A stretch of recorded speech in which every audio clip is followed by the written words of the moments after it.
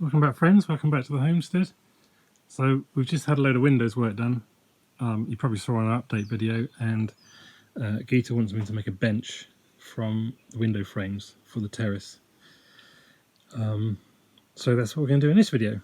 These are all the old window frames that have been yanked out. Fantastic timber. It would be a real shame to waste them, obviously. And then I'm either going to rest it on some oak blocks from a tree we cut down, or I'll make some legs from other bits of timber as well. Let's see how it goes. One of those projects where I've got no plans, just going to make it up as I go along, really, and see what happens. So I've now got the blocks over at the workshop. Few things to point out. Obviously we need to take the old hinges off. They were the exterior sides of the frame, so they were upright obviously, but this side and this side got some weathering on, so that well, you know, the front bench I will just shape that at the front of the bench. This is obviously the underside. The other side is flat.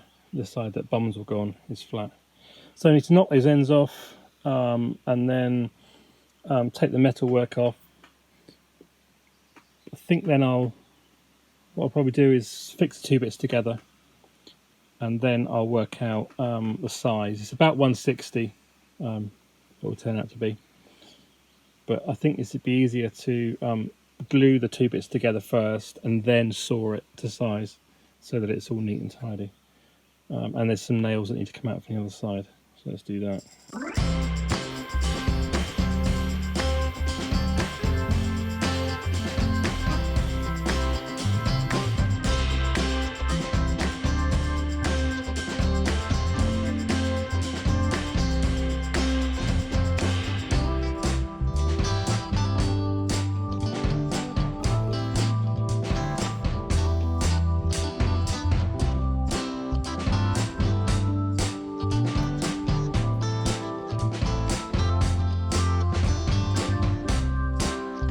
Right, so I just had a thought about how I'm going to connect these two bits of wood together, and I think with my trusty impact wrench, I found these 3 carriage bolts that I've got, literally my last 3, and if I had 2 I'd use 2, and if I had 4 I'd use 4, I think.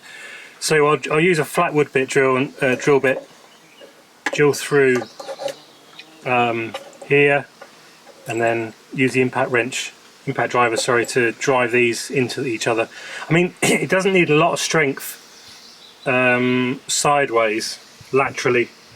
You know, it's all bums on seats type strength. It needs downward pressure. So it's really just to connect these 3. And I'll run some wood glue down the centre. One in the middle, one there, and one there somewhere. And I think that'll be fine.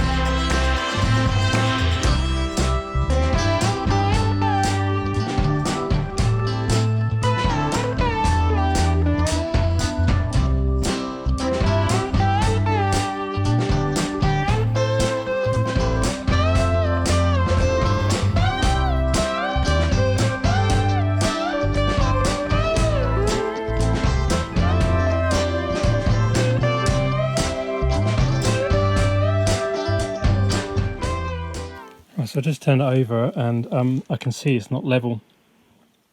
It's not that the bits of wood aren't level, it's that the grain is curved over years, so that the wood is slightly bowed, so in the middle. So it's not a problem, but there's a bigger gap on this side. So what I'm going to do is I've made some sawdust and wood glue mixture, and I'm going to poke that in the gap. It's kind of a resin, because although it's not going to have any structural strength, it's going to stop the water going through. I need it to be waterproof at the very least. And then what we'll do is with sander or angle grinder with a wood bit on it, I'll take this down and bowl it off. We're going to shape all this anyway, so it looks really nice and decorative. Right, that's done. Sorry I couldn't video. It was going, it's the moment I got it out into the sun, it was just going off, so I had to get it in quick. But I don't know if you can see. It's gone in nice and I didn't want to use filler. You're probably asking, why isn't he using filler? Because I didn't want a big white line down here, to be honest. So I wanted something that's going to look a little bit more natural once that's all blended in. So I'll leave that now to go off and come back to it later. Okay, so it's now the next day. The sawdust resin I made is set hard, and I'm now going to start taking down some of this surface to make it suitable to sit on. Take down this. So I'm going to use this angle grinder with a flat pad on it, and I've got a rotary sander as well, which we'll use a bit later. I'm quite happy to have some texture on this, and but it will be generally smooth, splinter free. So that's what we'll do first. Now you're probably wondering, why is he using an angle grinder and not a planer? Two reasons. The first reason is pretty simple, is I don't have a planer. Not an electric one anyway. I've got a manual one. But secondly is, I want the bench to be a bit rustic, and I want a bit more control over how it looks. And with the this angle grinder with the flat disc on it, I can choose where it goes up and down, where does it undulate, where is it smooth, where is it not so smooth. And it's a bit more artistic, a bit more creative. And I've been using it on a couple of projects recently, and I made a rose arch as well before this, which you can see on our Instagram account, and that's why I'm not using a planer.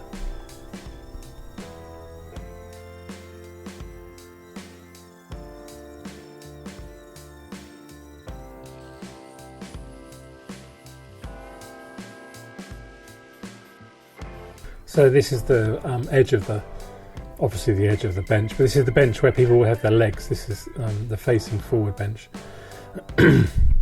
So smoothing that off, and I probably won't do anything with filling the hole there. It'd just be a nod to what the it was a window frame, and that could be part of the story of this bench really. And then just smoothing it off again with the orbital sander.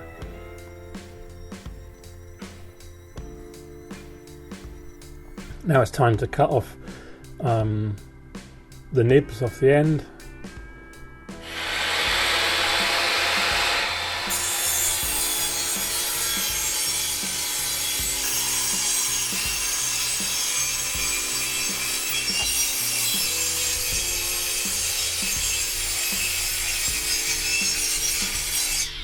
Turn it round and do the other end, and I've tried to maximise the size of the bench by cutting them off flat.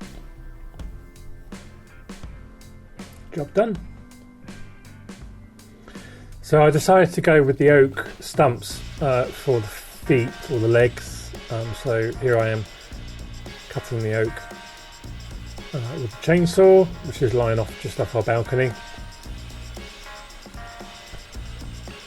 And when I turn it over, bit of a surprise, because I couldn't tell that there was a branch, big junction on the other side. So not this bit, but the other bit, as you'll see when I turn it over, it was stuck in the ground, so I need to deal with that.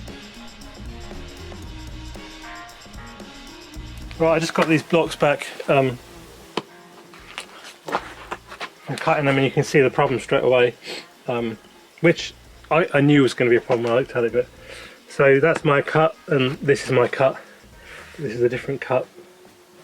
So what I'm going to do is get the bark stripped off, and then I'll be able to get a pencil line on, and I'll saw it again and make it flat, and just take off just a bit there. But other than that, we'll get this bark off, and then we can smarten up the sides of the the block as well and let it dry properly. It's been on the ground for a bit, but then remove any creepy crawlies that are under there. Yeah. So in order to scrape off the bark, I'm using the draw knife, but then it's actually a bit awkward in this kind of setup. So the bark fell off naturally in the end once you got it going, as does happen. And then I use the hammer. And here I'm cutting off that big, just tidying up the blocks really by cutting off the bits that stick out. Right, it's a couple of days later since I was last filming, so the blocks have had a couple of days to dry off. In fact, it's rained last night, so they've dried off and got washed. Can't really say they got wet. So this one I need to straighten up now. That one's okay. It needs a little bit of attention to the top, but that's just smoothing off. This one I'm just going to take a little bit off this end just to straighten it up, and then this one, this side, I will straighten up. I've got the line on the other side. This is the setup I use with a locking strap, and then I've got this high bench, which is about meter 20 off the ground, about 3.5 feet, and which is great. I use it for all sorts of things, but I've strapped stuff onto here and done it before with a chainsaw. It's absolutely fine.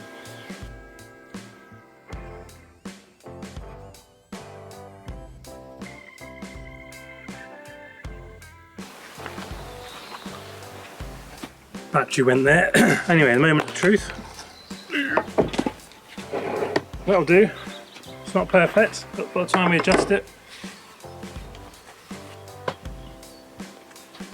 just take a bit off this one. That'll be okay. So I've just measured it up here just to see how the bench looks. And I can see straight away there's a problem where the bench is cupping the seat. We just need to shape it a little bit just to sit more flush onto the oak stump. So here I'll just again use the angle grinder just to take a little bit off so it sits more flush onto that stump. And then I'm just going to smooth off the back edge. You won't see it because it will be against the wall, but if we can do a job, do it well. And then I've decided actually to clean up the stumps a bit more with the angle grinder. Took a bit more effort, but it was worth it really in the end.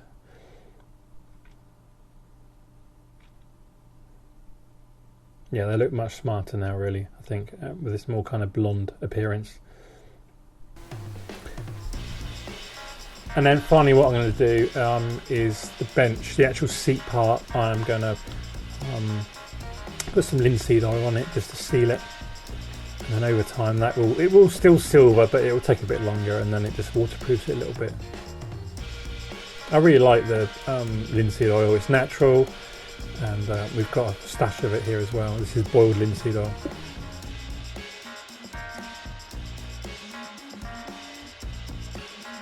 So now the bench is complete, and it's just time to put it together and fix it.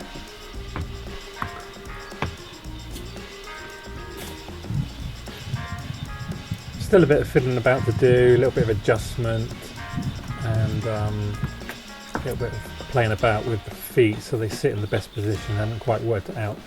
Couldn't really work it out until it was in situ, to be honest.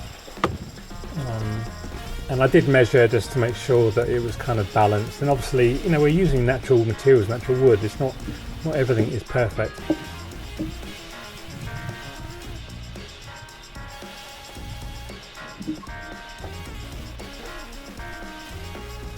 So now I'm just going to fix it.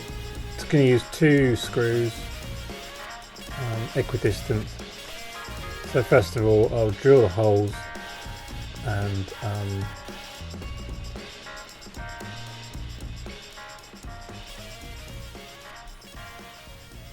now just countersink them, and then put the drill in with the impact driver.